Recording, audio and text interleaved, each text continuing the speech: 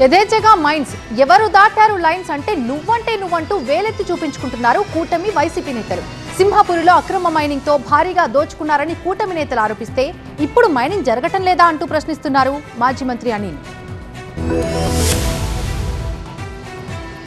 అధికారంలో ఉన్నప్పుడు ఇష్టం వచ్చినట్టుగా తవ్వేశారు, మనల్ని ఎవడ్రా ఆపేది అన్నట్టుగా ఇష్టారీతిన అక్రమ మైనింగ్ చేశారంటూ కూటమి ప్రభుత్వం చర్యలకు దిగింది.